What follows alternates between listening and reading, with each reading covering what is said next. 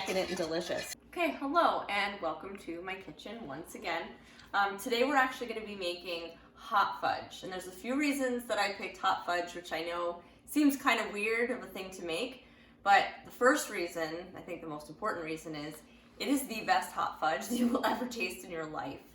And you know, it's really, really simple. That's another reason. And also, I found it in a super old edition of Bon Appetit from May 2013.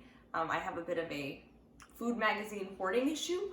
I actually found it in the Q&A section in the beginning of the book. And somebody asked, like, oh, where can I find this hot fudge from ABC Kitchen? And they gave the recipe, and it is the best recipe. So without further ado, hot fudge from Bon Appetit, May 2013. So we're gonna start off with 1/3 a cup of sugar, which I've poured here for you. And we're just gonna dump it into a very small saucepan. You need a small saucepan. Then we're also going to grab a 1/4 cup of unsweetened cocoa powder. So we're just gonna, again, we're dumping it in at this point.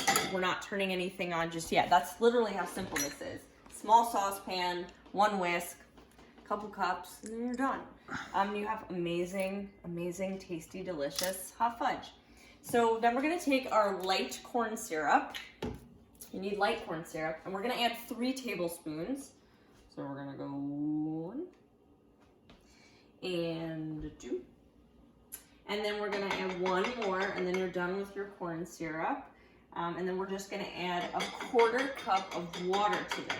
And then once we do that, we're just gonna mix it and turn it on. And then we just have to wait for it to simmer. Again, this couldn't be any easier, and you will be amazed at how delicious it is. And a lot of people are like, well, why don't I just buy hot fudge?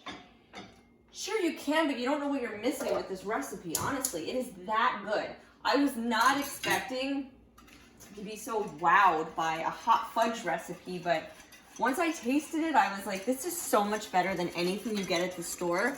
And it has so many less ingredients than a lot of the things that you read on labels.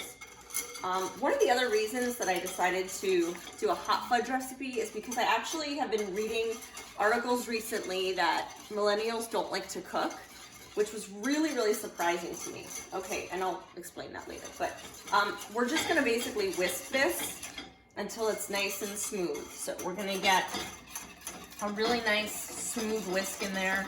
And then we're just gonna let this come to a simmer, just to a simmer. And once it starts simmering, we're literally just gonna turn it off, add the other ingredients, and then we're gonna be done.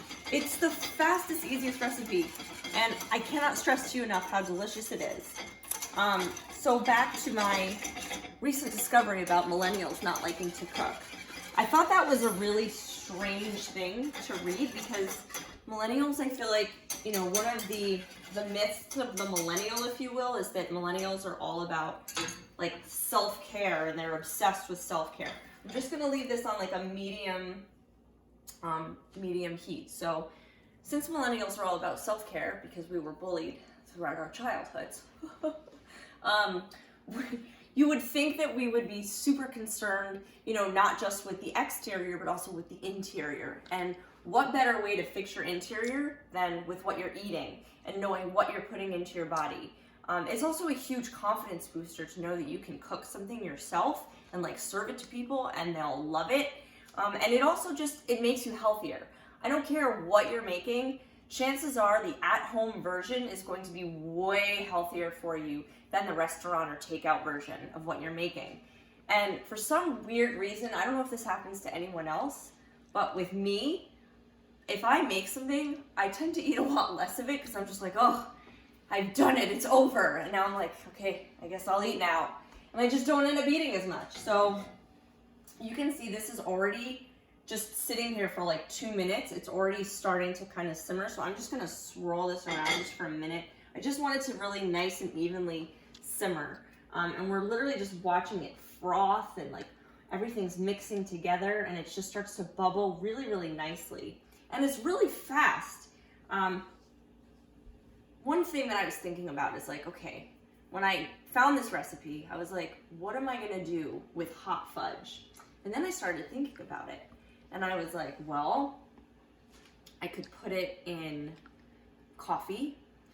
I could put it in, this is really coming along really nicely. I could put it on ice cream, which is, I guess, its intended use. I can literally grab it out of the fridge with some peanut butter or almond butter and just mix it and just eat it on a spoon. Okay, so that's done. I'm literally turning that off. I'm gonna put this down so I don't have any more heat there.